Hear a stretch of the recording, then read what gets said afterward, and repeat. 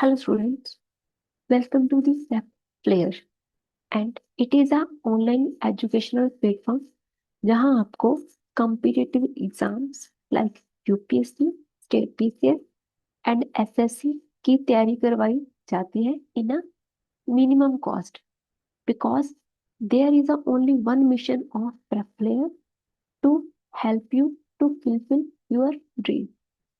So in this platform we are providing static plus current affair series with monthly mock test and a mentorship to clear all your doubts while preparing.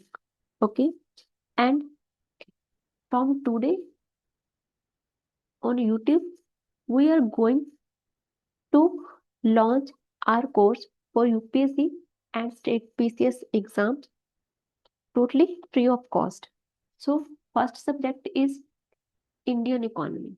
So, in this series, we will complete Nitin Singhania का latest edition okay with current so that के आपको different kind of resources के between जगल ना होना पड़े क्योंकि हमें ये पता है या फिर जो लोग तैयारी कर रहे हैं ऑलरेडी रिवीजन मोड पे हैं ओके तो उनको ये पता है कि हमारे पास इकोनॉमी में करंट बेस्ड क्वेश्चंस की क्वांटिटी क्या होती है थोड़ी ज्यादा होती है ओके तो इसमें हमारे पास डिफरेंट काइंड ऑफ रिसोर्सेज में जगह ना होना पड़े हमें अलग अलग ना पढ़ना पड़े तो हम इसी सीरीज में साथ साथ करंट भी कंप्लीट करेंगे और स्टैटिक भी जिसके साथ आपकी कंसेप्चुअल क्लैरिटी बहुत अच्छे से बन जाएगी सो अपना जो फर्स्ट टॉपिक है वो है basic concept of Indian economy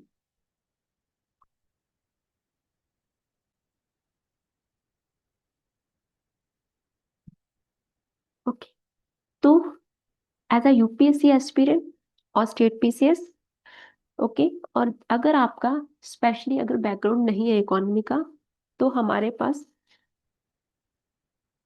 दो टर्म्स होती है इकोनॉमी एंड इकोनॉमिक्स हम यूजली क्या करते हैं ना दोनों टर्म को एक ही जैसा मानते हैं क्योंकि हमारा बैकग्राउंड नहीं होता जिनका ठीक है इकोनॉमी का तो पहले हमारा काम क्या है कि हमने इन दोनों टर्म के बिटवीन डिफरेंस देखना है कि what is the difference between these two term तो इकोनॉमिक्स की बात करते हैं इकोनॉमिक्स क्या होता है ना जहाँ पे हम क्या करते हैं डिसीजन मेकिंग करते हैं कि हमारे पास जो रिसोर्सेज है वो क्या है स्कार्सिट है ठीक है वो क्या है कम रिसोर्सेज है लिमिटेड रिसोर्सेज है हमारे पास ओके उन लिमिटेड रिसोर्सेज का हमने कैसे यूटिलाइज करना है सो दैट कि हम मैक्सिमम लोगों को उसका प्रॉफिट दे सके ओके तो ये किसके बेस पे होती है principles theory and model explaining okay तो हमारे पास एक इकोनॉमिक्स हुए हैं जिनका नाम था लाइनियस रोमन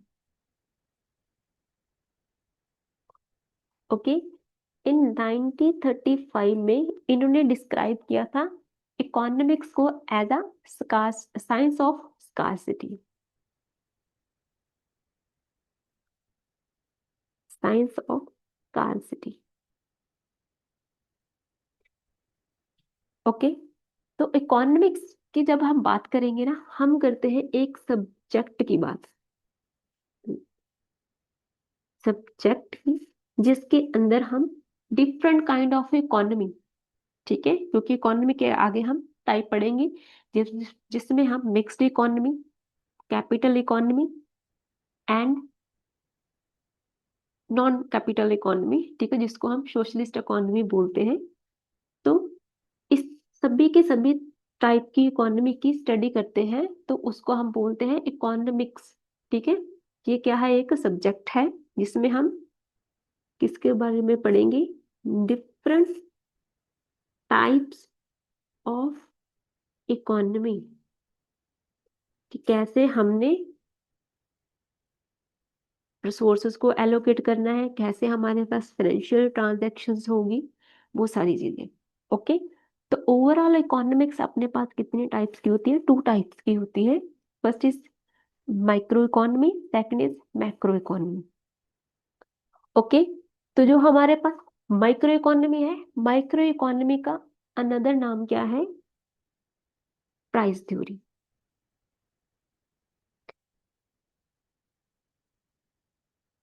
ओके, और जो इसकी अप्रोच होती है वो क्या होती है? बॉटम टू टॉप और अप। ओके, क्योंकि माइक्रो इकोनॉमी है तो स्मॉल लेवल पे हम बात करते हैं, तो यहाँ पे एक इंडिविजुअल, हाउस होल्ड और फर्म्स की बात की जाती है। ओके, तो ये स्टडी क्या करती है? ठीक है, कंज्यूमर बिहेवियर के बारे में बताती है, individual, labour market and theory of firms के बारे में। ठीक है, तो कंज्यूमर के मैक्रो इकोनॉमी में हम किसके बारे में पढ़ते हैं? Consumer behaviour. ओके, तो ये था अपने पास माइक्रो इकोनॉमी। सेकंड है मैक्रो इकोनॉमी। मैक्रो इकोनॉमी का हम एक और नाम है जिसको हम बोलते हैं income and employment theory. Income and employment theory. Okay, जो इसकी अप्रोच है वो अप्रोच क्या है? Top to bottom approach. Okay, ये स्टडी किस चीज की करती है? It study of the aggregate variable, like aggregate कितनी डिमांड है, नेशंस आउटपुट क्या है, इन्फ्लेशन क्या है, तो ये ओवरऑल इकोनॉमी की बात करेगी, like in single word, whole economy की। ओके,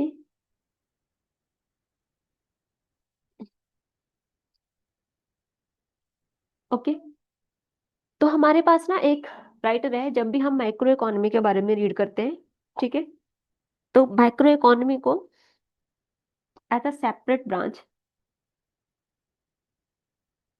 किन्होंने डिक्लेयर किया था? जॉन मैनर्ड केन्स ने।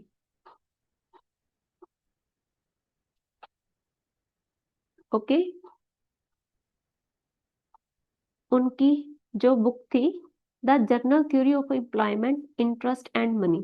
ओके, तो यहाँ पे हम बुक का नाम लिख देते हैं, क्योंकि it is very very important आपकी वैल्यू एडिशंस के लिए। आंसर मींस आंसर राइटिंग में जो हम अपनी वैल्यू एडिशंस करते हैं ना, तो उनमें अगर हम राइटर्स का नाम, बुक्स का नाम कुछ लिख देते हैं, तो उनमें जो हमारी आंसर राइटिंग है ना, वो थोड़ी ज्यादा बेहतर होती है। ठीक है, तो बुक का नाम क्या है? The general theory of, theory of employment, interest and money.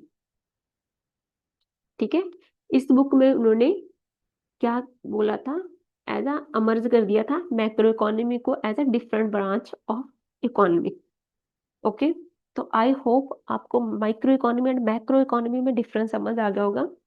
Next क्या है अभी हमारे पास? हम बात करेंगे इकोनॉमी की। तो जब हम इकोनॉमी की बात करते हैं, तो यहाँ पे जब हमारे पास क्या होता है?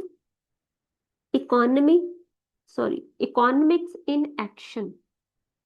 ठीक है, जब हम इकोनॉमिक्स को इन एक्शन में लेके आते हैं, तो उसको हम बोलते हैं economy.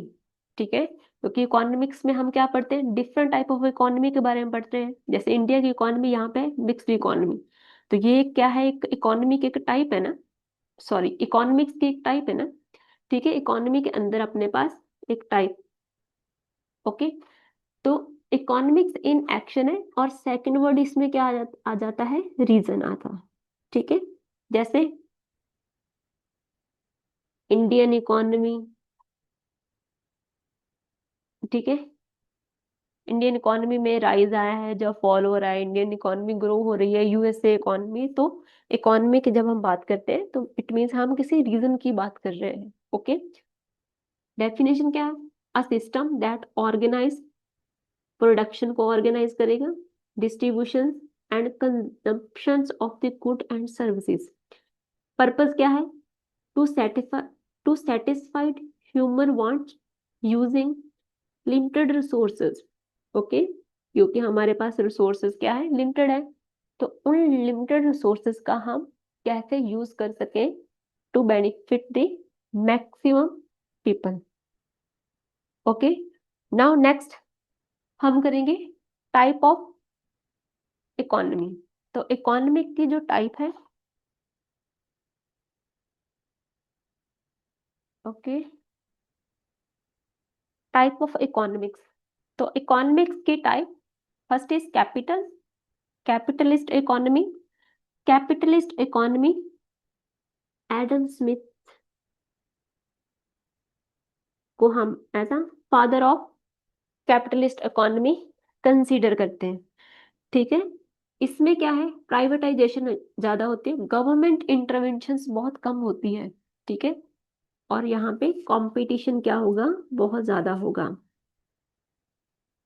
Competition high. Okay, because profit के लिए बात होती है इसमें। ठीक है, और जो हमारे पास प्राइस है एंड प्रोडक्शंस, कौन डिटरमाइन करेगा? Privately owned enterprises. Okay, example क्या है? यूएसए। तो कैपिटलिस्ट इकोनॉमी क्या थी? जहाँ पे हमारे पास कंपटीशन हायर होता है, गवर्नमेंट की इंटरवेंशंस क्या होती है? कम होती है। ठीक है, rule rule and regulations government के थोड़े कम होते हैं। ठीक है, जो प्राइस है, प्राइस एंड प्रोडक्शन कौन डिटरमाइन करता है? अपने enterprises. Okay, second is socialist economy. Socialist economy का आइडिया हमें कार्ल मार्क्स जी ने दिया था। ओके, अगर आपका सोशियोलॉजी ऑप्शनल है ना, तो वहां पे आप इनके बारे में और डिटेल में पढ़ोगे थोड़ा सा। ठीक है, आइडिया मिल जाता है आपको। तो ये क्या होती है? इसकी ओनरशिप किसके पास होती है? गवर्नमेंट के पास होती है। बिकॉज गवर्नमेंट वर्क करती है किसके लिए? वेलफेयर के लिए। किसकी वेलफेयर के लिए? सोसाइटी की वेलफेयर के लिए। ठीक है, तो मेन ऑब्जेक्टिव क्या होता है कि कैसे हम मैक्सिमम लोगों का वेलफेयर कर सकें। ओके, तो नॉन मार्केट, ओके, इसको हम मार्केट इकोनॉमी बोलते हैं, कैपिटलिस्ट इकोनॉमी को, और इसको हम नॉन मार्केट इकोनॉमी भी बोल देते हैं। ओके, क्या है ये? एक नॉन मार्केट इकोनॉमी है। यहाँ पे गवर्नमेंट इंटरवेंशन क्या होता है? इंपॉर्टेंट होता है किसके लिए? To allocation good and resources. ठीक है, एंड प्राइस की प्राइस को डिटरमाइन करने के लिए भी। ठीक है, ओके, तो प्राइस भी इसमें कौन डिटरमाइन करता है? अपने पास गवर्नमेंट ही डिटरमाइन करती है। ठीक है, एग्जाम्पल क्या है? USSR, farmer USSR. Okay, third is mixed economy. Mixed economy क्या है? ये वो जहां पे हम गवर्नमेंट का इंटरवेंशन प्लस प्राइवेट फर्म दोनों साथ में होती है, और इसमें हम वेलफेयर प्लस प्रॉफिट दोनों के लिए काम करते हैं। ठीक है, ग्रोथ भी होती है एंड इक्विटी भी। ओके, अगर इक्विटी की बात करें तो वेलफेयर, ग्रोथ मतलब कि प्रॉफिट की। ठीक है, तो मिक्स्ड इकोनॉमी, गवर्नमेंट के रूल एंड रेगुलेशन होंगे, गवर्नमेंट के इंटरवेंशन होगी, बट लिमिटेड होती है। ठीक है, इंडिया की इकोनॉमी क्या है? मिक्स्ड इकोनॉमी है। Okay, next is problem. अभी हमने जो करना है वो हम करेंगे बेसिक इकोनॉमिक प्रॉब्लम। इसका क्या मतलब है? इसका मतलब क्या है कि मैंने एक प्रोडक्ट बनाना है, फॉर एग्जांपल। ठीक है, प्रोडक्ट को हम प्रोड्यूस करना चाहते हैं।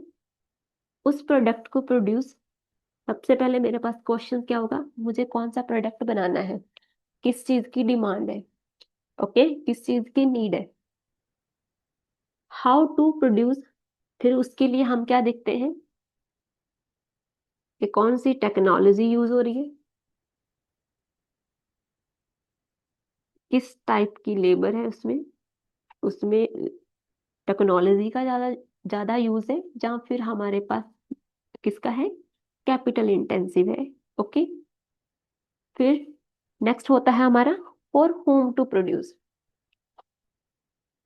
ओके, तो फॉर होम टू प्रोड्यूस में क्या होता है कि हमने क्या करना है, डिस्ट्रीब्यूशन करना है of the goods and services and selection of the consumer. तो यहाँ पे हम क्या करेंगे, कंज्यूमर की सिलेक्शन करेंगे। ठीक है, ओके, ये वर्क करेगा अकॉर्डिंग टू डिमांड। ओके, इसमें हमने टेक्नोलॉजी की बात की है। ठीक है, तो ये था हमारा प्रॉब्लम। इसमें नेक्स्ट क्या होता है, how to achieve growth and stability. Growth है, अगर हम हमारे पास कैपिटलिस्ट इकोनॉमी है या फिर मिक्स्ड इकोनॉमी भी है, कोई भी है, अगर प्राइवेट फर्म इज देयर, तो उनका कहीं ना कहीं एक गोल भी होता है कि हम उन्होंने ग्रोथ कैसे अचीव करनी है, ठीक है, और स्टेबिलिटी कैसे लेके आनी है। ओके, तो ये होता है how to achieve growth and stability. तो ये है हमारी बेसिक इकोनॉमिक प्रॉब्लम। तो इसी के साथ ना हमारे पास फैक्टर ऑफ प्रोडक्शन होते हैं। ओके, जो कि हमने एनसीईआरटी 9th क्लास की बुक में पढ़े हैं।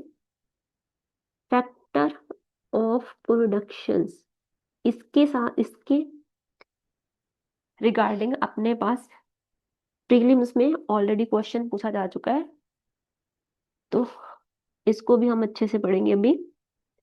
Factor of productions, first is land, क्योंकि जगह का होना जरूरी है प्रोडक्शन के लिए। सेकंड इज लेबर का होना जरूरी है, लेबर अपने पास skilled and non skilled labour. Third is capital का होना जरूरी है। Fourth is entrepreneur. ठीक है, इंटरप्रेन्योर क्या करेगा, इन तीनों के तीनों फैक्टर को कंबाइन करके इनका यूज में लेके आएगा। ठीक है, तो ये होते हैं अपने पास factor of production. Okay, next है अपने पास sector of economy. Okay, sector of economy में मेजरली हमारे पास क्या होते हैं, तीन सेक्टर होते हैं, जो primary, secondary and tertiary sector है। ओके, बट करंटली जब भी हम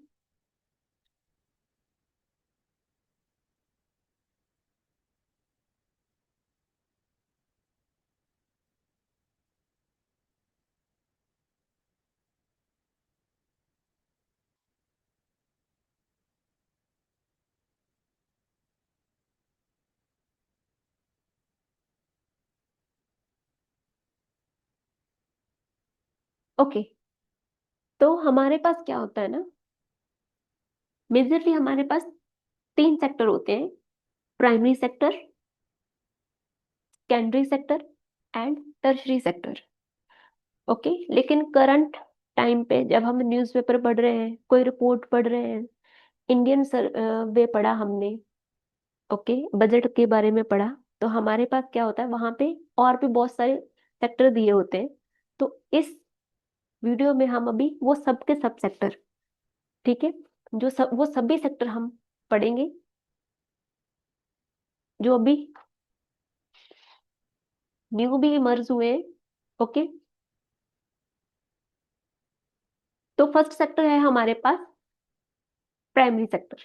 प्राइमरी सेक्टर क्या होता है, वो सेक्टर जहां हम क्या करते हैं,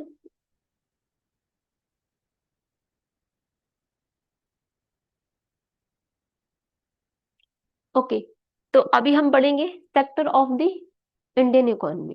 तो इंडियन इकोनॉमी में के सेक्टर हमारे पास कितने हैं, मेजरली हमारे पास तीन सेक्टर है, primary sector, secondary sector and tertiary sector. Okay, but currently जब भी हम कोई न्यूज़पेपर पढ़ रहे हैं, रिपोर्ट पढ़ रहे हैं, इंडियन इकोनॉमिक सर्वे आता है एवरी ईयर। ओके, बजट आता है हमारे पास, तो हम वहां पे बहुत सारे और भी sector emerging, like organise sector, unorganise sector है, अमर्जिंग सेक्टर है, तो वो सभी के सभी सेक्टर भी हम इसी वीडियो में कवर करेंगे। तो first of all is primary sector. तो प्राइमरी सेक्टर का क्या होता है? वो सेक्टर जहां पे हम रॉ मटेरियल का क्या करते हैं, एक्सट्रैक्शंस करते हैं। ठीक है, रॉ मटेरियल एक्सट्रैक्ट करेंगे from the natural resources.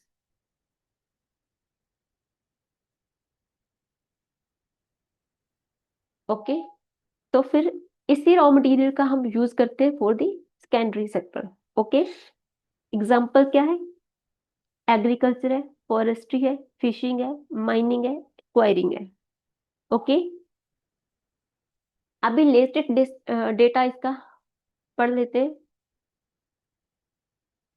Currently इसका कितना जीडीपी में पार्टिसिपेशन है? First is direct use of natural resources. ये फीचर है, फीचर अभी ये इंपॉर्टेंट होते हैं फॉर दी प्रीलिम्स। ओके, क्योंकि इसी के रिगार्डिंग हमारे पास क्या आते हैं क्वेश्चंस में, ऑप्शन बन के आ जाती है। ठीक है, ये लेबर इंटेंसिव होता है, लेबर की रिक्वायरमेंट बहुत ज्यादा होती है। Provide raw material to the industries, industry में रॉ मटेरियल प्रोवाइड करता है।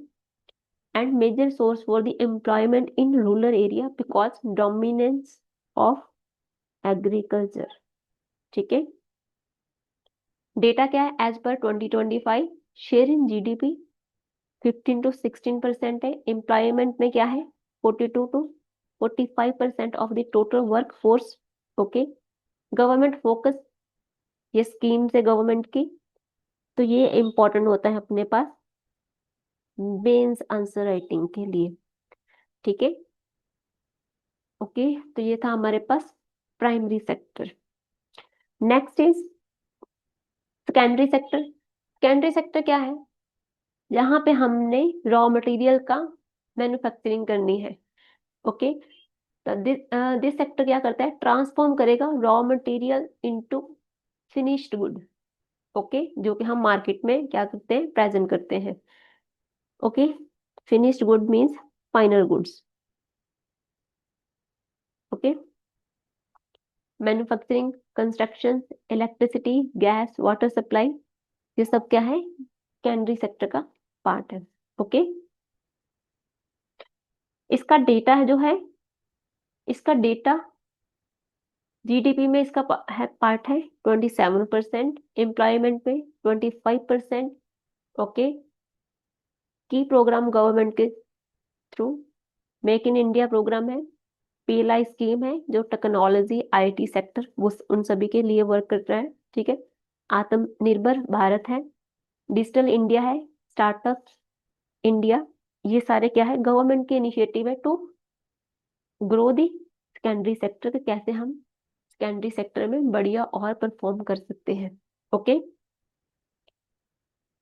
आपने अभी मुझे इसका आंसर देना है कि मेक इन इंडिया गवर्नमेंट का जो इनिशिएटिव है वो विच ईयर, कौन से ईयर में गवर्नमेंट ने लॉन्च किया था? क्योंकि अभी करंटली हमारे पास मेक इन इंडिया 2.0, ठीक है, अपडेट हुआ है। ठीक है, नेक्स्ट है टर्शरी सेक्टर। अभी जो टर्शरी सेक्टर है वो हमें सर्विसेज प्रोवाइड करता है इंस्टेड ऑफ टेंजिबल गुड्स। ठीक है, टेंजिबल कोई प्रोडक्ट ना बना करके हमें ये क्या करेगा? सर्विसेज प्रोवाइड करेगा। और ये सेक्टर क्या करेगा? दोनों के दोनों बाकी सेक्टर्स को, like primary and secondary sector को क्या करता है? अपलिफ्ट करता है। ठीक है, तो ये क्या करेगा? सर्विसेज प्रोवाइड करेगा। अभी ये कोई भी किसी भी तरीके का कोई प्रोडक्शंस में इसका ओके यूज नहीं है, प्रोडक्शन को प्रेजेंट नहीं करता। लेकिन हाँ, अगर हम ये बोल दें कि प्राइमरी सेक्टर है, एग्रीकल्चर है, तो एग्रीकल्चर के लिए हमारे पास बहुत सारी स्कीम्स आती है, टेक्नोलॉजी आ रही है। ओके, तो वो कौन करेगा? वो अपने पास टर्शरी सेक्टर ही है, क्योंकि इसमें स्किल्ड लेबर होती है। ओके, लाइक अगर एजुकेशन की बात करें, ओके, एग्रीकल्चर सेक्टर में बहुत सारी अभी करंटली एआई टूल्स, ठीक है, वगैरह वो सब भी यूज हो रहे हैं, ठीक है। अपडेशंस आ रही है एग्रीकल्चर सेक्टर में भी, हम जो मैनुअली चीजें थी, जो मैनुअल मशीन थी, ठीक है, तो उन सब का एजुकेशन के थ्रू ही अपडेशंस आ रही है। तो इसलिए ये सेक्टर हेल्प करता है to uplift the primary and secondary sector both. Include क्या करता है? Trade, transport, banking, insurance, health, IT, tourism, skilled and knowledge based sector है, हाई वैल्यू एडिशन है and dominate contribution to the GDP. Okay, तो ये GDP में क्या कर रहा है? सबसे ज्यादा पार्टिसिपेशन इसी सेक्टर का है, ठीक है, कंट्रीब्यूशन यही सेक्टर कर रहा है। ओके, तो शेयर इन जीडीपी 57 to 59% है, एम्प्लॉयमेंट में 33% पार्टिसिपेशन है। हायर किसका था? हमने अभी पढ़ा था प्राइमरी सेक्टर का, ठीक है, क्योंकि वहां पे skilled and non skilled labour rural area थोड़ा सा ज्यादा है। Okay, growth in drive IT and ITS, financial services, tourism, e commerce, ये सब है। Now again this comparison is very important for the main answer writing. Okay, तो 90-50 में और 51 में प्राइमरी सेक्टर का कंट्रीब्यूशन इंडिया की जीडीपी में सबसे ज्यादा था। ओके, सेकेंडरी सेक्टर 15% है, टर्शरी सेक्टर 30% है। ओके, एंड इसके बाद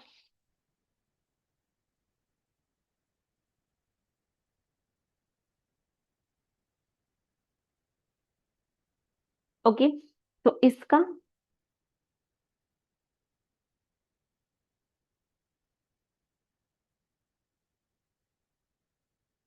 ओके, तो टर्शरी सेक्टर का कम था, लेकिन अभी 2025 के अकॉर्डिंग क्या है? प्राइमरी सेक्टर का 16%, जो कि कम हो रहा है, अच्छी बात भी है। कहीं ना कहीं जो अपने प्राइमरी सेक्टर पे, जो एग्रीकल्चर के ऊपर डिपेंडेंट लोग थे, वो कहाँ शिफ्ट हो रहे हैं? वो सेकेंडरी और टर्शरी सेक्टर पे शिफ्ट हो रहे हैं, ठीक है। 27% एंड 57% अभी टर्शरी सेक्टर का कंट्रीब्यूशन है। अभी 1951 में उस टाइम पे प्राइमरी सेक्टर का कंट्रीब्यूशन क्यों ज्यादा था जीडीपी में? उसका रीजन था क्योंकि उस टाइम हमारे पास 80% ऑफ इंडियन पॉपुलेशन कहाँ पे रहती थी? विलेज में रहती थी, कि एजुकेशन भी उतना ज्यादा नहीं था, तो इसीलिए। Okay, next is sector of Indian economy according to the ownership. तो ओनरशिप के अकॉर्डिंग हमने पब्लिक सेक्टर है, owned and operated by the government. Okay, Indian railway है, एलआईसी है, ओएनजीसी है, ठीक है। प्राइवेट सेक्टर है, private sector owned by the individual और द फर्म। प्राइवेट सेक्टर में क्या होता है? गवर्नमेंट होते हैं, रूल एंड रेगुलेशंस होते हैं, लेकिन यहाँ पे अगेन प्रॉफिट के लिए थोड़ा सा काम होता है, ठीक है। रिलायंस है, इन्फोसिस है, टाटा।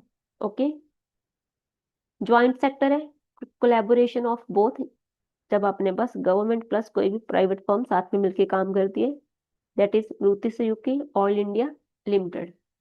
तो ये थे based on the ownership. Next है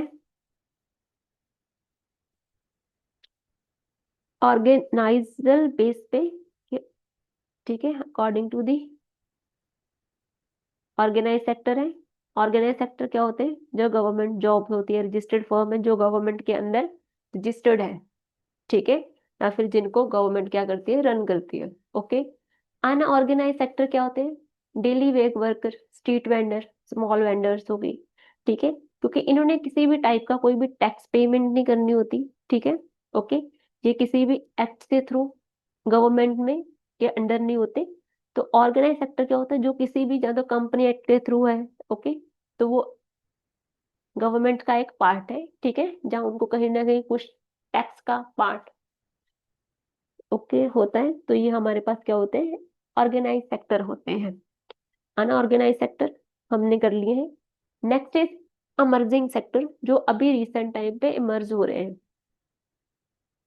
दैट इज डिजिटल इकोनॉमी है, digital economy fintech, UPI, AI startups, ठीक है, लिंक्डइन, ये सारे क्या है अभी करंट के टाइम पे डिजिटल इकोनॉमी है।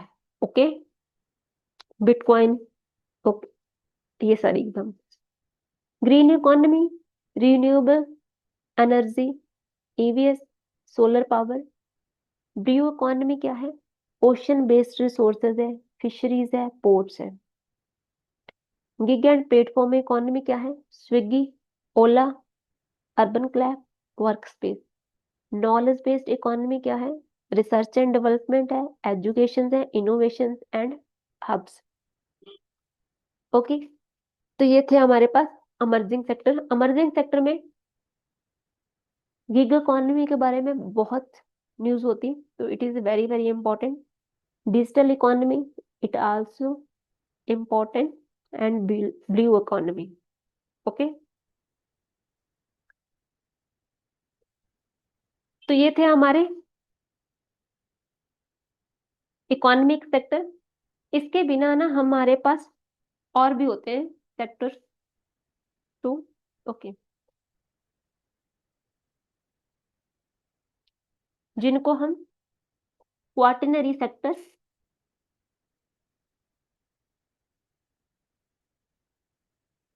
क्वार्टनरी सेक्टर जो किस चीज को कंप्राइज करते हैं, इंटेलेक्चुअल और knowledge based. Okay, like again R&D, consultancy, etcetera. Okay, उसके बाद नेक्स्ट है quaternary sector. Quaternary sector high level of decision making. Okay, तो किसके अकॉर्डिंग होते हैं, according to the decision making. ठीक है, तो ये सारे थे हमारे sector of Indian economy according to the 2025, क्योंकि इमर्जिंग सेक्टर भी इसमें काफी ऐड हुए। तो next is production possible frontier. अभी जो हमारी इकोनॉमी है ना वो पूरी की पूरी किसके ऊपर डिपेंड है, डिमांड एंड सप्लाई। ओके, तो डिमांड एंड सप्लाई में हमारे पास रिसोर्सेज क्या है, लिमिटेड है। ओके, तो लिमिटेड रिसोर्सेज होने की वजह से हमें क्या करनी पड़ती है, हमें चॉइसेस करनी पड़ती है कुछ प्रोडक्ट्स की।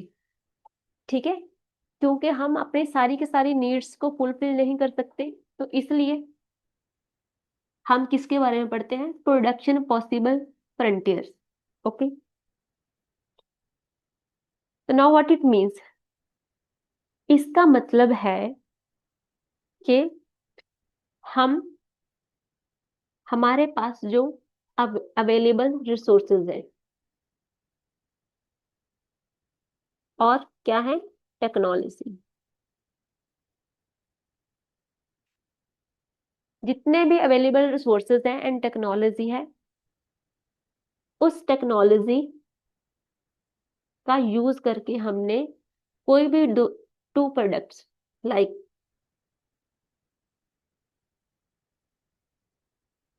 ओके, टू प्रोडक्ट्स बनाने हैं, और वो उन दोनों प्रोडक्शंस के लिए जो सिमिलर काइंड ऑफ रिसोर्सेज का यूज होगा।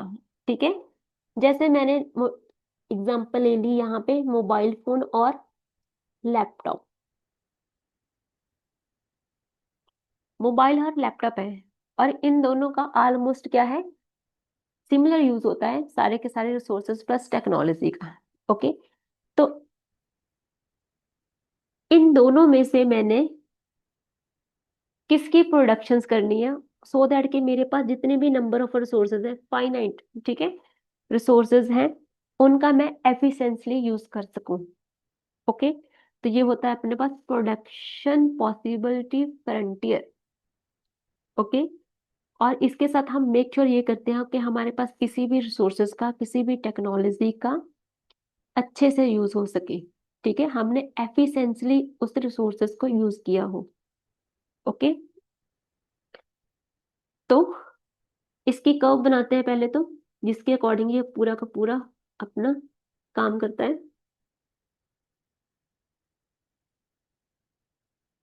तो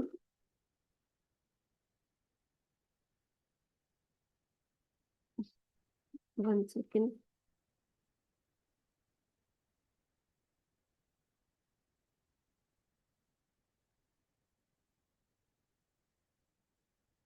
ओके, मान लो अभी हमारे पास ये प्रोडक्ट 1 है और ये प्रोडक्ट है 2। ठीक है, तो यहाँ पे हमने मोबाइल और लैपटॉप है, 2 प्रोडक्ट है। जितने मेरे पास रिसोर्सेज थे, मैंने उन सभी रिसोर्सेज का एफिशिएंटली यूज करके प्रोडक्ट्स बनाने हैं। तो अगर तो मेरे पॉइंट इस कर्व के ऊपर है सारे, ओके, अगर मेरे सभी पॉइंट इस कर्व के ऊपर है तो इट मीन्स क्या है, मैंने सारे के सारे रिसोर्सेज का एफिशिएंटली यूज किया है। ठीक है, अगर कोई पॉइंट इसके अंदर है तो इट मीन्स क्या है कि मैंने उस रिसोर्सेज का, जो मेरे पास अवेलेबल रिसोर्सेज और टेक्नोलॉजी थी, मैंने उनका इनएफिशिएंटली यूज किया है। ठीक है, तो इसको हम ई से डिनोट करते हैं और इसको हम करते हैं एफ से। ओके, ई का मतलब है इनएफिशिएंटली यूज्ड। ओके, तो अगर मेरे पास यहाँ पे मैंने ये कर्व यहाँ पे बन रही है तो इट मीन्स मैंने अपने रिसोर्स का अच्छे से यूज नहीं किया। अगर आउटसाइड है, ठीक है, इसका मतलब क्या है कि अभी मेरे करंटली जो मेरे पास रिसोर्सेज अवेलेबल है उनके अकॉर्डिंग तो मैं इस पॉइंट पे नहीं लेके आ सकती अपनी प्रोडक्शंस को। ओके, लेकिन उन रिसोर्सेज में मैं अगर और रिसोर्सेज ऐड करूंगी, ठीक है, अगर मैंने उन रिसोर्सेज में और रिसोर्सेज ऐड कर दिए तो मैं फिर यहाँ पे पॉइंट पे पहुंच सकती हूँ, लेकिन करंट रिसोर्सेज की हेल्प से नहीं। ओके, तो ये होता है हमारा production possibility frontier. Now again just read the definition.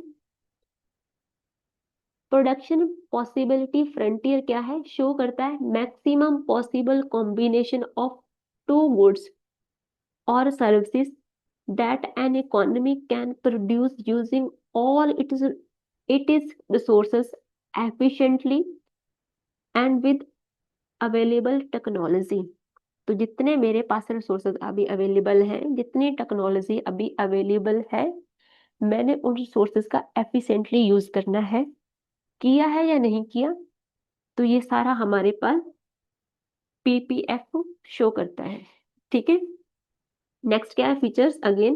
The PPF is a concave bowed out. ठीक है, due to the law of increase opportunity cost. Now opportunity cost क्या होती है, अपॉर्चुनिटी कॉस्ट क्या है, like laptop and mobile, 2 product है मेरे पास। Okay, तो हमारे पास ये 2 प्रोडक्ट हैं और रिसोर्सेज क्या है, वो लिमिटेड है।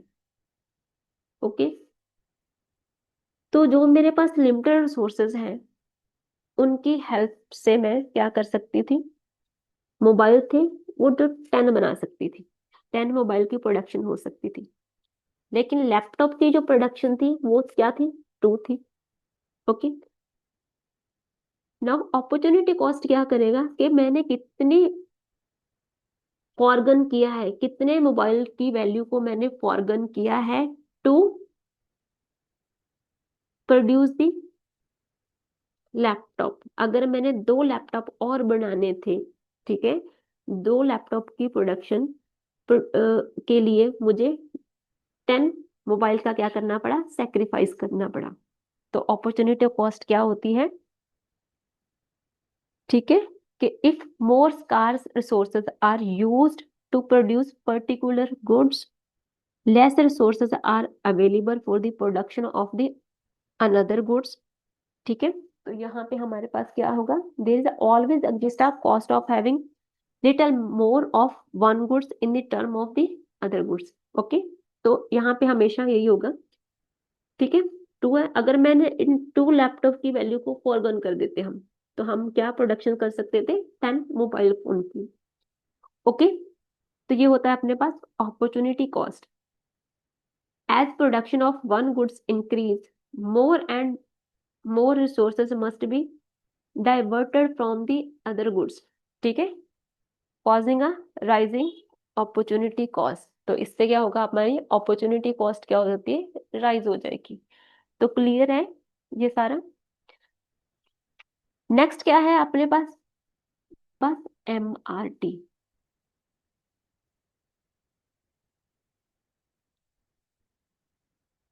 MRT क्या है, it is defined at the number of unit of one goods that must be forgone to produce one unit of another goods. ठीक है, तो ये भी याद रखना है क्योंकि एग्जाम में इट कैन बी आस्क। क्या होता है, how many number, how many number of one goods. ठीक है, हाउ मैनी, ओके गुड्स को छोड़ करके आप यूनिट लिख लो, इजी रहेगा थोड़ा सा। How many, how many number of one, one चलिए इसको थोड़ा सा और इजी करते हैं, इजी लैंग्वेज में थोड़ा। MRT क्या है कि वन, के वन यूनिट प्रोड्यूस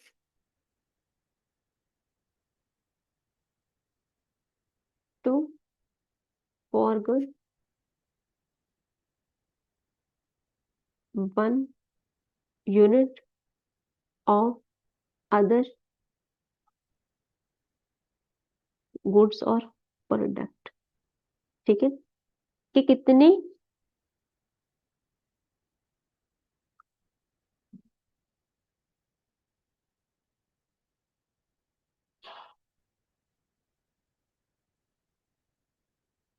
ओके, तो हमारे पास एक टॉपिक होता है MRT।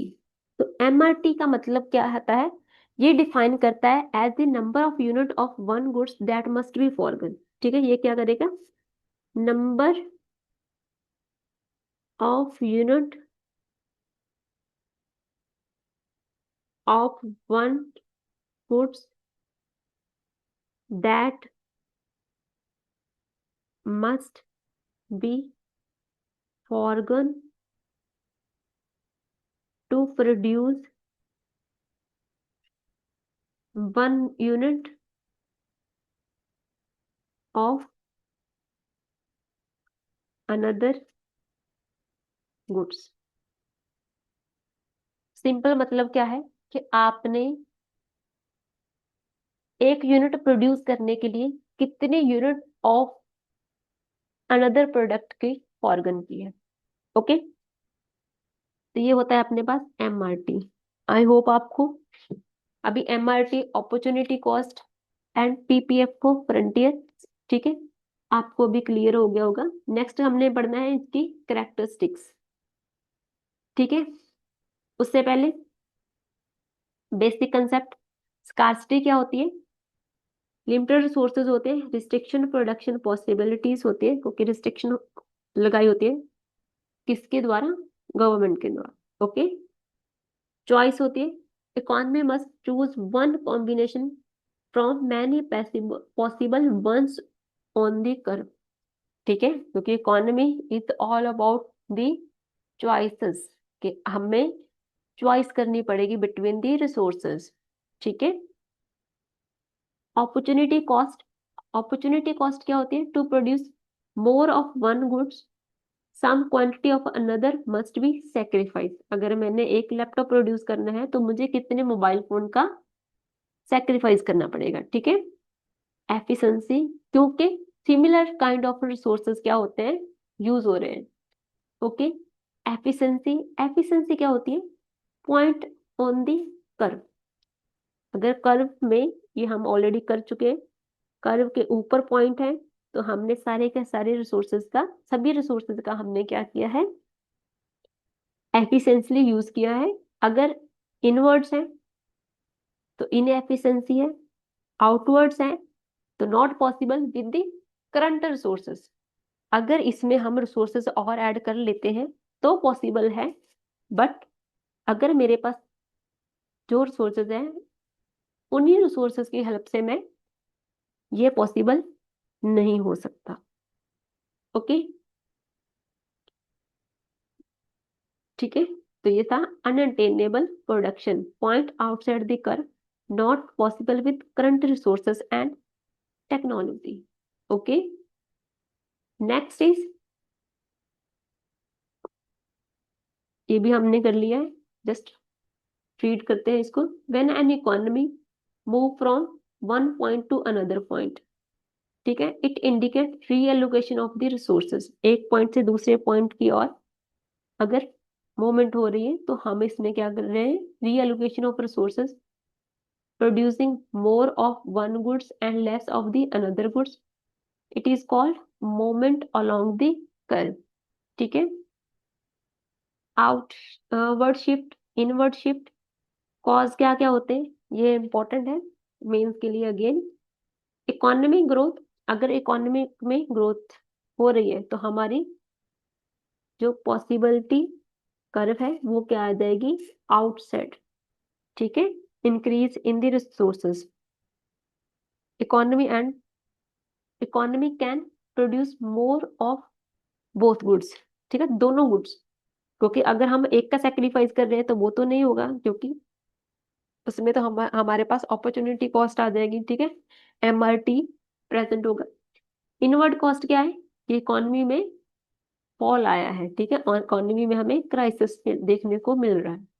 ओके, नेचुरल डिजास्टर है, वार है, पैंडेमिक है, रिसोर्सेज है, ओके, डिप्लेशन है, इकोनॉमिक कैपेसिटी टू प्रोड्यूस क्या होगी, रिड्यूस होगी, प्रोडक्शन की इकोनॉमी की कैपेसिटी क्या होगी, कम होगी, ठीक है। लाइक रिसेंट एग्जाम्पल हम लेंगे कोरोना। ओके,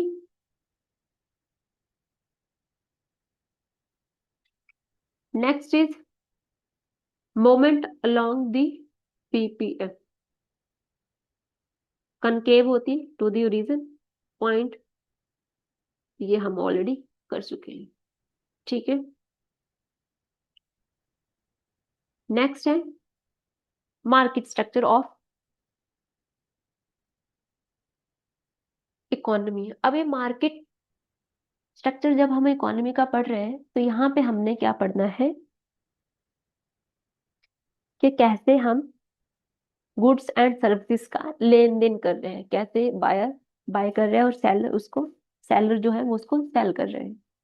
ओके, तो पहले तो मार्केट जब भी आपके माइंड में आता है तो कभी भी हम एज अ फिजिकल होना उसको जरूरी नहीं है, ठीक है, कि हाँ फिजिकल एक कोई जगह है वहां पे हम मार्केट का लेन देन कर रहे हैं, ठीक है, ऐसा कुछ नहीं है। जहां पे भी हमारे पास डिमांड प्लस सप्लाई एग्जिस्ट करेंगी, ठीक है, बायर एंड सेलर एग्जिस्ट करेंगे, वो हम क्या मानेंगे कि वो हमारे पास क्या है, एक मार्केट है। ओके, तो market refer to arrangements that allow buyer and seller to exchange goods and services, ठीक है। की आइडिया क्या है, मार्केट मार्केट एग्जिस्ट करती है, there interaction between the demand and supply, तो ये हम कर चुके हैं ऑलरेडी, ठीक है। फर्स्ट क्या है, परफेक्ट कॉम्पिटिशन। परफेक्ट कॉम्पिटिशन में कंपटीशन क्या होगा, बहुत ज्यादा होगा, because there is a number of buyer and seller, जो अपने पास होमोजीनियस प्रोडक्ट को क्या कर रहे होंगे, सेलर क्या कर रहे होंगे, सेल कर रहे होंगे, और बायर क्या कर रहे होंगे, उनको बाय कर रहे होंगे, ठीक है।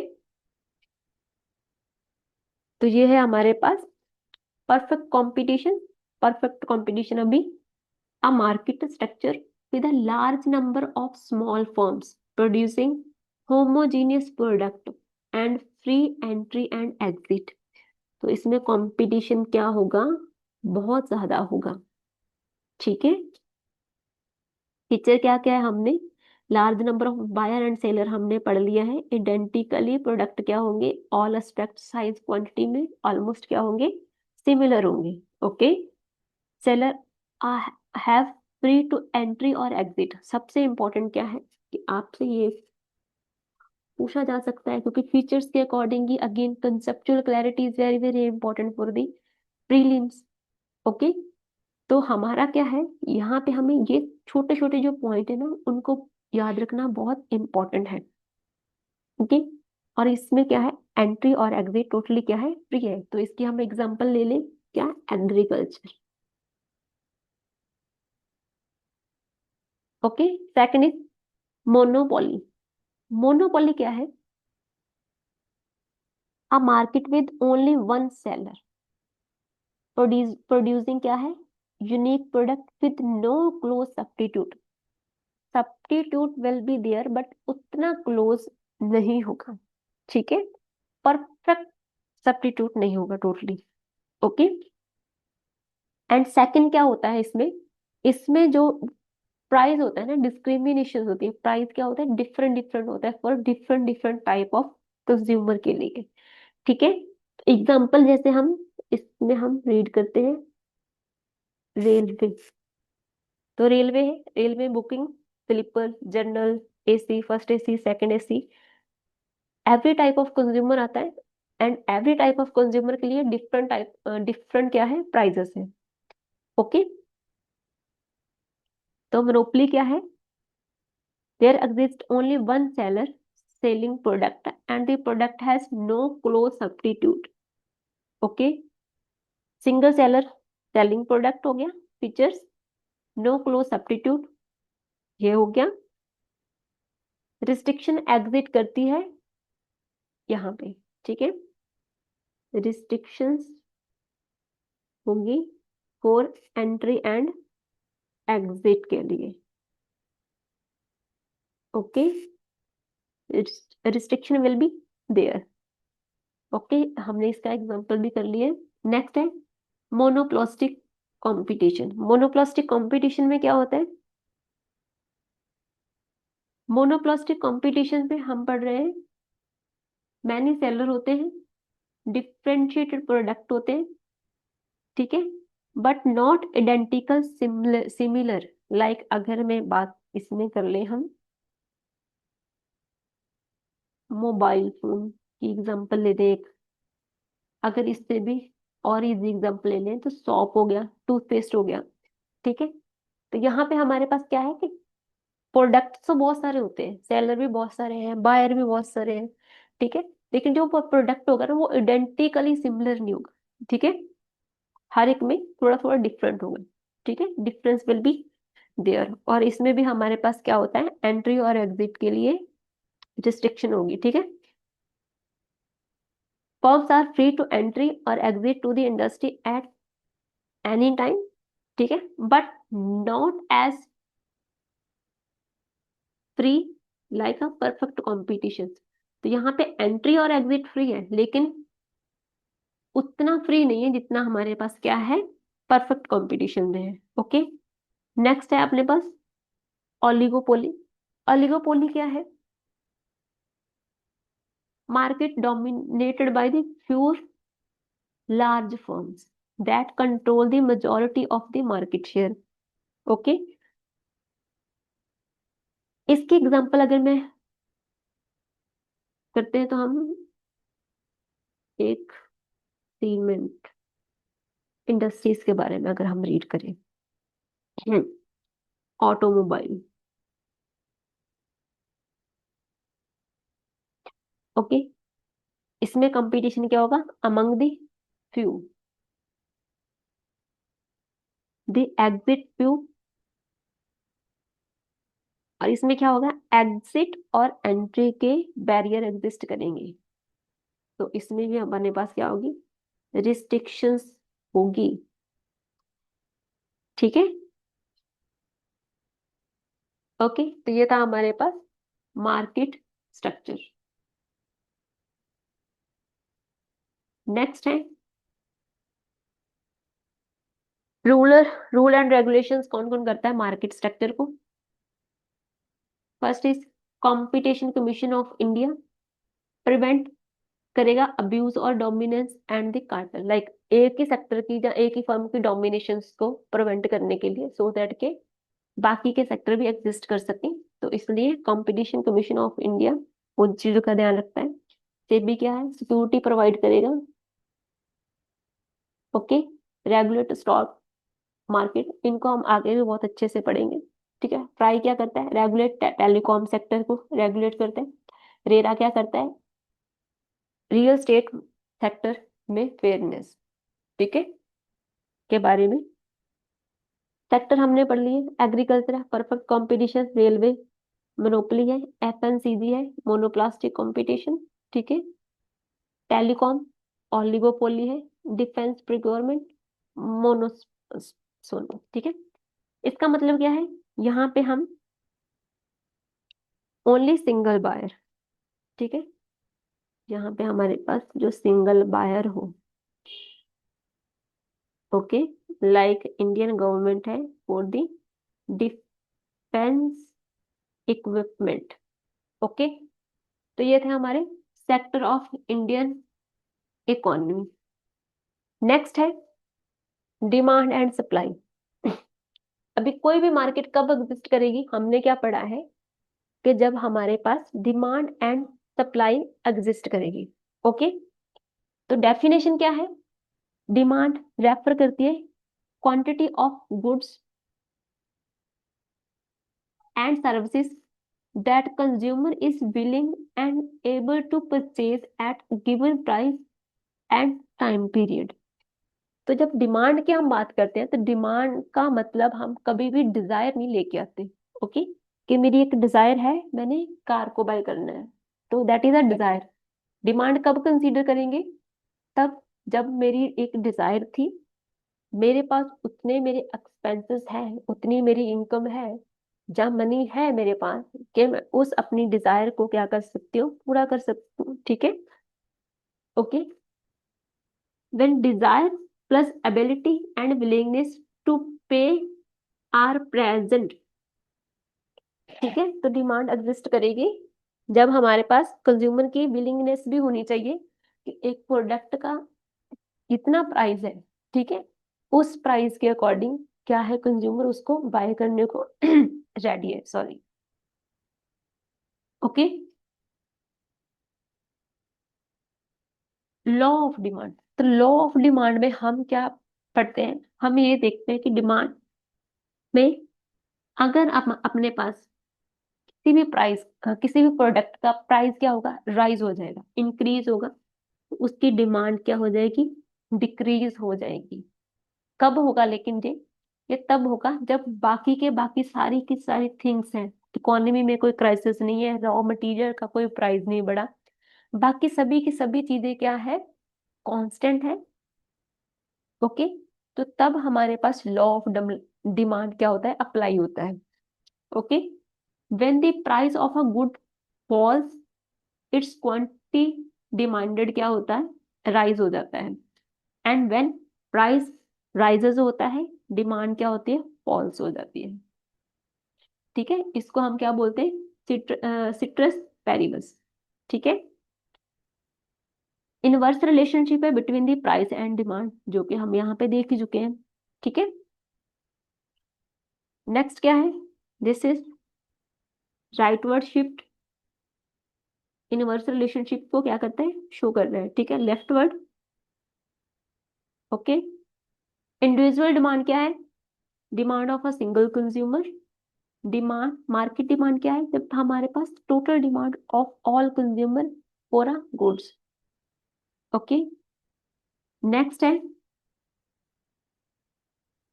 रीजन क्या होता है डिमांड का, डाउनवर्ड स्लोप, जो अपने पास डिमांड हम ऑलरेडी देख चुके हैं, इसका डाउनवर्ड स्लोप होने के रीजन क्या है, सब्स्टिट्यूट इफेक्ट। सब्स्टिट्यूट इफेक्ट का मतलब क्या है, for example there is a T and coffee.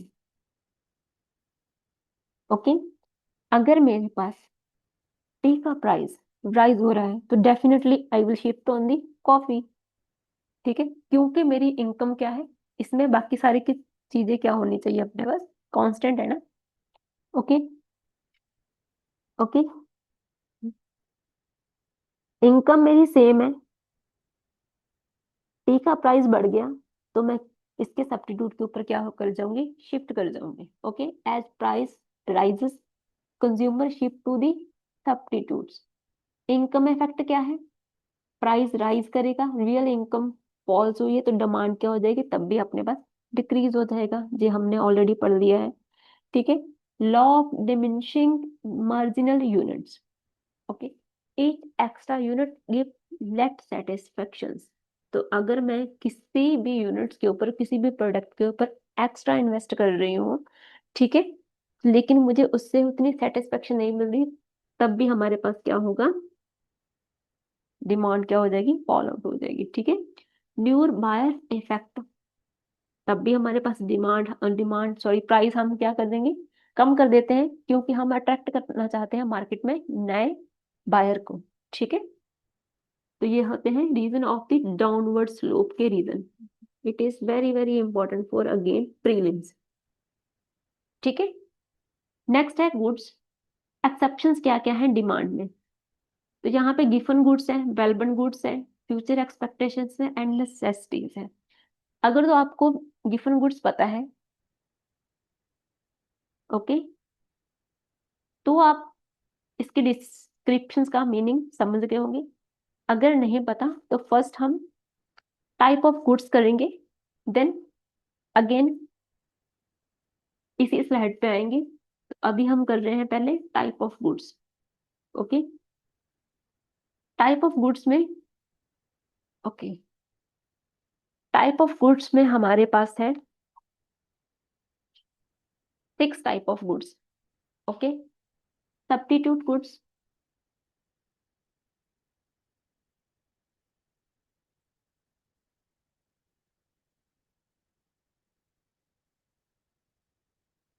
Substitute goods क्या होती है कि अगर किसी गुड का गिवन गुड्स, ठीक है, ए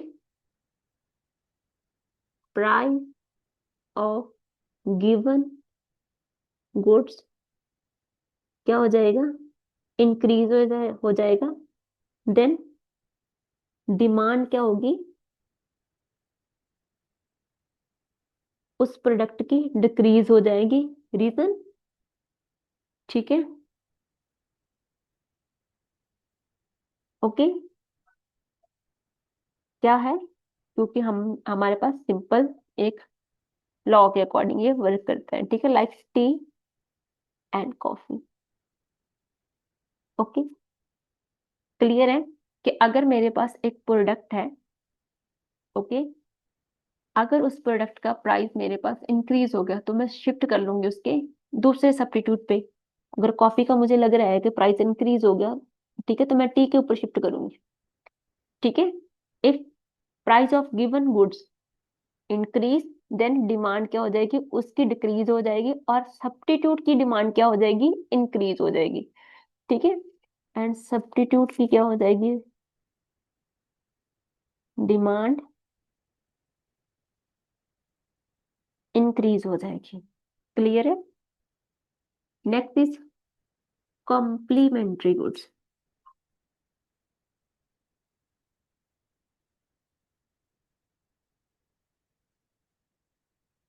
वन सेकेंड, इसको अच्छे से लिख देते हैं।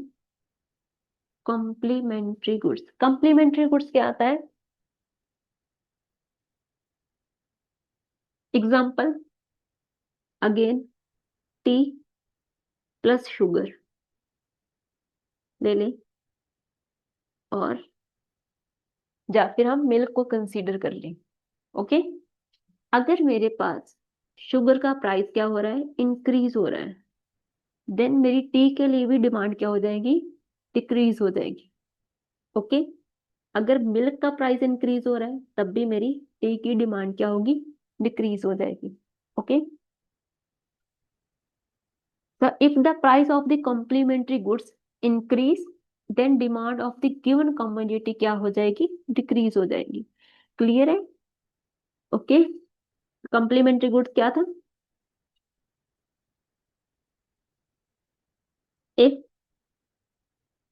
प्राइस क्या करेगा, राइज कर जाएगा ऑफ द कॉम्प्लीमेंट्री गुड्स। ठीक है, वन सेकेंड,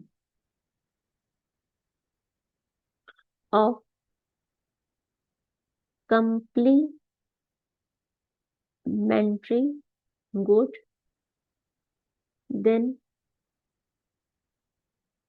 डिमांड क्या होगी, डिक्रीज होगी। ठीक है।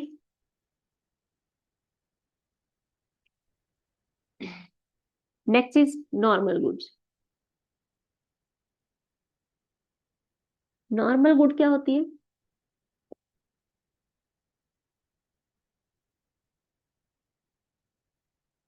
अगर मेरे पास मेरी इनकम, अभी इसमें किसका इफेक्ट आता है? इनकम का। इनकम अगर नॉर्मल गुड्स में इनकम राइज हो रही है, तो अपने पास डिमांड क्या हो जाएगी? इनकी डिमांड भी राइज हो जाएगी। फॉर एग्जाम्पल हम ले ले यहाँ पे मोबाइल फोन। अगर मेरे घर में पहले इनकम 10,000 मंथली थे, ओके, अभी वही इनकम राइज होके 30,000, 20,000 होगी। पहले मेरे पास मोबाइल फोन एक था, अभी मैंने घर पे एक और मोबाइल फोन लेकर दे दिया, ओके, तो ये हो गया उसकी मोबाइल फोन की क्या होगी? डिमांड इंक्रीज होगी। For example same for the TV. अगर पहले घर पे टीवी नहीं था, क्योंकि इनकम बढ़ी, तो मैंने अपना टीवी को खरीद करके घर पे उसको लगा दिया। ओके। नेक्स्ट है इंफीरियर गुड्स। इंफीरियर गुड्स क्या होती है? ये वो है कि जब अपने पास इनकम अपनी इंक्रीज हो गई, ठीक है, तो डिमांड क्या हो जाएगी इनकी? इसमें हमारे पास क्या होता है? तो डिमांड डिक्रीज हो जाती है बिकॉज ऑफ द लाइफस्टाइल। ज्यादा पैसे आएंगे तो अपना जो लाइफस्टाइल है वो थोड़ा अच्छा होता है, और हम थोड़ी महंगी चीजों के ऊपर, जहाँ हेल्थी चीजों के ऊपर ज्यादा इन्वेस्ट करना स्टार्ट कर देते हैं। ठीक है, तो इनकम इंक्रीज, डिमांड क्या करेगी? इंफीरियर गुड्स में डिक्रीज कर जाएगी। Okay. Next is Giffen goods.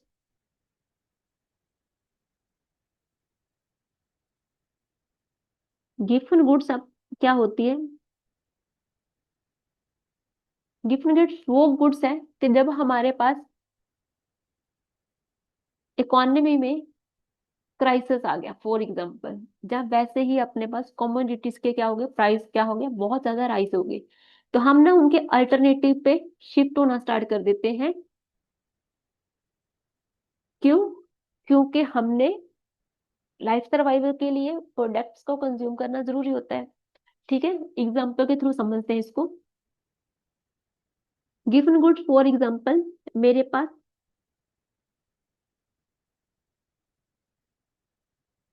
Potatoes का प्राइस क्या हो गया? इंक्रीज हो गया। ठीक है, प्राइस क्या हुआ? इंक्रीज हुआ। लेकिन मार्केट में जो बाकी सारी सब्जियां हैं, वेजिटेबल्स हैं, उनका भी प्राइस क्या हो गया? इंक्रीज हुआ।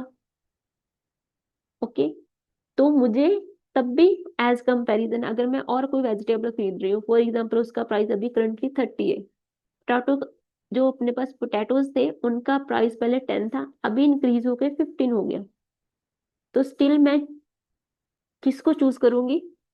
पोटैटोज को। उसका रीजन क्या है? क्योंकि बाकियों के कंपैरिजन इसका प्राइस थोड़ा कम राइज हुआ है, ठीक है, प्राइस में फ्लक्चुएशंस आई है, ठीक है, लेकिन बाकी कंपैरिजन टू बाकी सारी सभी के सभी वेजिटेबल्स के कंपैरिजन में थोड़ा कम है।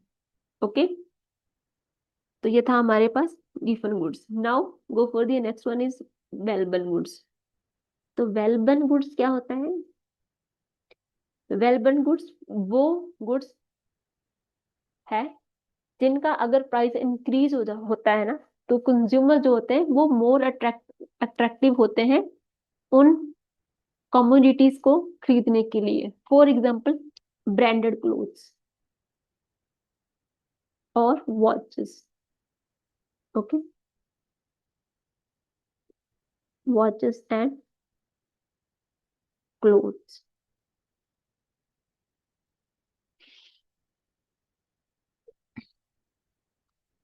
अगर इनका प्राइस कोई भी ब्रांड का, किसी भी ब्रांड की अगर वॉच है, ठीक है, रोलेक्स हो गया, एक्सेट्रा, ठीक है, जहाँ फिर ब्रांडेड क्लोथ है, तो पीपल क्या होते हैं, पीपल अट्रैक्ट होंगे, इनकरेज करेगा प्राइस उनको कि अपने ऊपर इन्वेस्ट करने का। तो ये होती है हमारे पास वेलबन गुड्स। ओके, आई होप अभी आपको सभी के सभी गुड्स क्लियर होगी हूँ। नेक्स्ट इज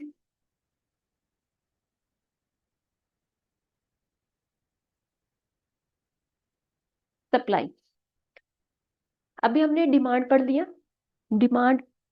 अभी नेक्स्ट करेंगे हम सप्लाई। तो सप्लाई रेफर करती है क्या, क्वांटिटी को, क्वांटिटी जो कि उसका प्रोड्यूसर है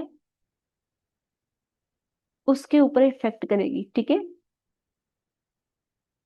क्वांटिटी ऑफ अ गुड्स, किसी भी गुड्स की quantity that producer are willing and able to sell at various price over a given period.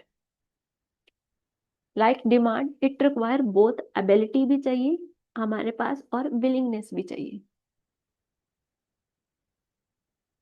Okay, तो लॉ ऑफ सप्लाई का वर्क इसका है। लॉ ऑफ सप्लाई में हमारे पास डायरेक्ट रिलेशन है between the price and supply.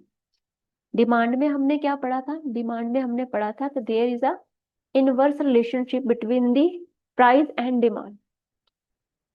Okay,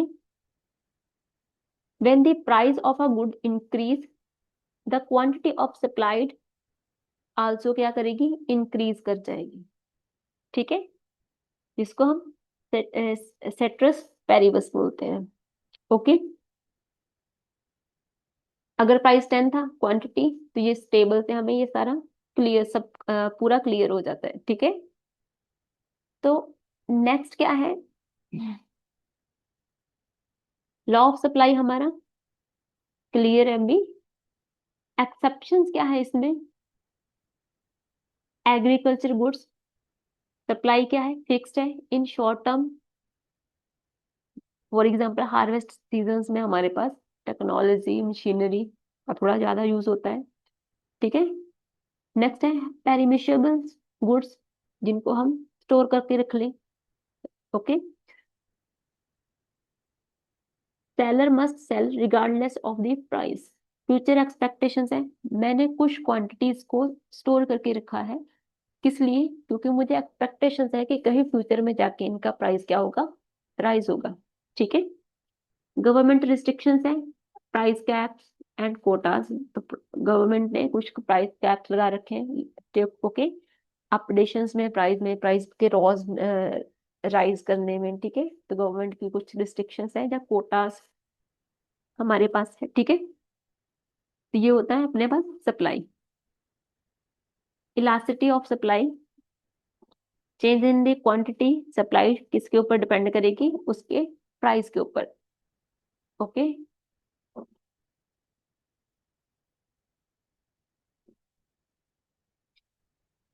market equilibrium,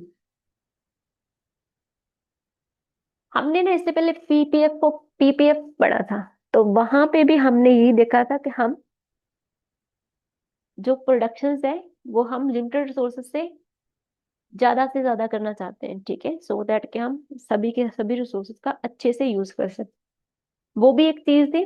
अभी now क्या है कि डिमांड भी है और सप्लाई भी है, और मार्केट में हमने इक्विलिब्रियम भी लेके आना है। तो जब सभी के सभी फैक्टर क्या करते हैं कि इकोनॉमी के ग्रोथ के लिए, इकोनॉमी के रन के लिए, ठीक है, इट्स वेरी वेरी इंपॉर्टेंट। तो हमारा मेन मोटिव क्या होता है कि हमने मार्केट में इक्विलिब्रियम लेके आना है, ठीक है, वो चाहे डिमांड के थ्रू है या फिर अपना सप्लाई के थ्रू है, ठीक है। अगर मेरे पास प्राइस 10 है, डिमांड कितने की है, 100 की, तो हमारे पास डिमांड क्या होगी, ज्यादा होगी। लेकिन सप्लाई कितने की होगी, अगर 50 की है, डिमांड मेरे पास 100 प्रोडक्ट चाहिए लेकिन सप्लाई मुझे 50 की हो रही है, ठीक है। तो हम अपने पास क्या है, शॉर्टेज है, तब भी हमारे पास मार्केट इक्विलिब्रियम एग्जिस्ट नहीं करेगा। प्राइस कितने है, 20 है, डिमांड 80 की है, सप्लाई भी 80 हो रही है, तब अपने पास मार्केट इक्विलिब्रियम एग्जिस्ट करेगा। ठीक है।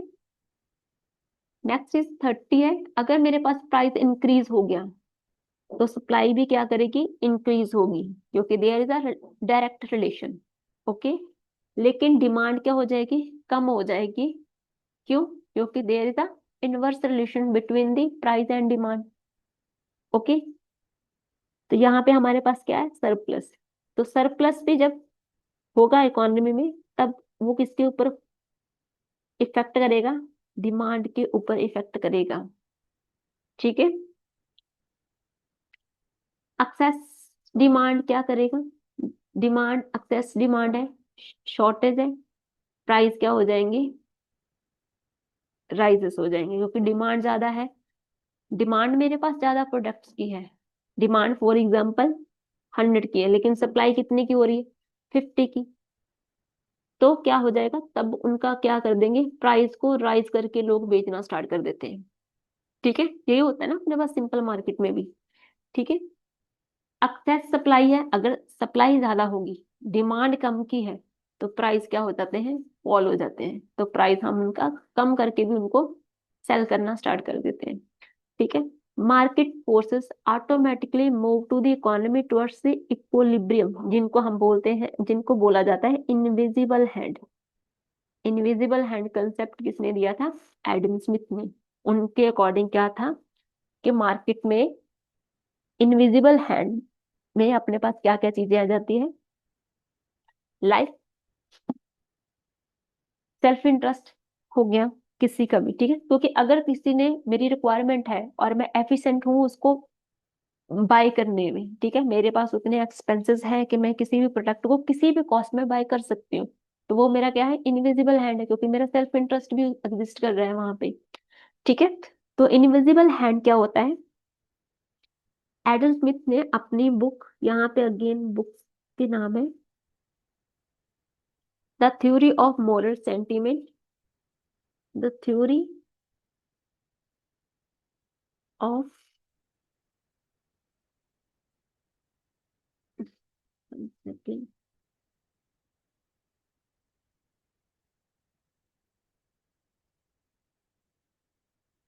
Moral sentiment.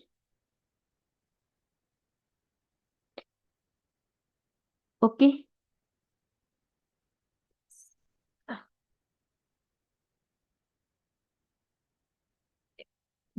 It's not properly working. Okay. 1759 में, एंड लेटर एक बुक और थी उनकी, the inquiry into the nature.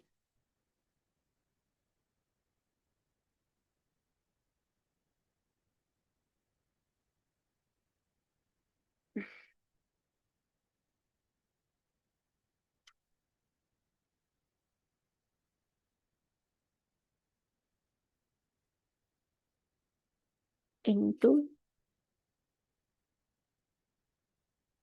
Nature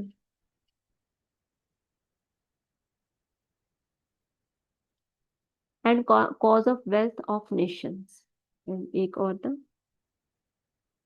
the cause of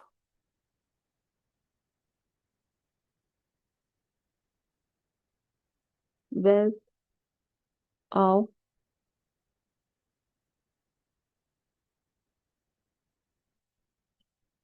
nation. ठीक है। इन बुक में उन्होंने क्या बताया था, to maintain the force that, ठीक है, मार्केट फोर्स को मेंटेन करने के लिए, equilibrium in demand and supply of good and services.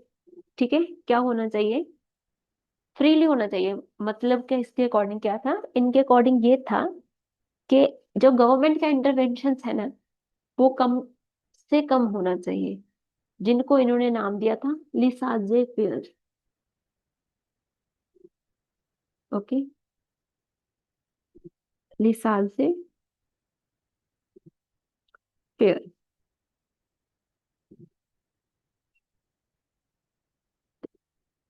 इसके अकॉर्डिंग क्या है, कि अगर मार्केट को ग्रो करवाना है तो there is a minimum government intervention, ठीक है, और जिसको हमने फ्री मार्केट भी बोलते हैं, ठीक है, और कैपिटलिस्ट भी। क्लियर है? तो ये था हमारे पास demand and supply equilibrium. Equilibrium कब कब होगा? जब हमारे पास डिमांड एंड सप्लाई दोनों सेम लेवल पे एग्जिस्ट करेगी, ठीक है। अदरवाइज अगर डिमांड ज्यादा होगी किसी प्रोडक्ट की और सप्लाई कम है तो उनका प्राइस क्या होगा? प्राइस हो जाएगा। अगर डिमांड कम है लेकिन सप्लाई ज्यादा है तो प्राइस क्या होगा? फॉल होगा। ओके, ठीक है। तो ये था हमारे पास basic concept of Indian economy. अभी हमने नेक्स्ट लेक्चर पे जो कवर करना है वो है हमारा national income. National income chapter करने से पहले हम इस चैप्टर के कुछ एमसीक्यूज कवर करेंगे जो कि हमारे पास प्रीवियस एग्जाम में आए हुए हैं। उससे हमें अपने कंसेप्चुअल क्लैरिटी के बारे में पता चल जाएगा, ठीक है। और अगर आपको इन टॉपिक्स में से कहीं पे भी कोई भी डाउट है तो ask me in the comment section. Thank you. Thanks for watching.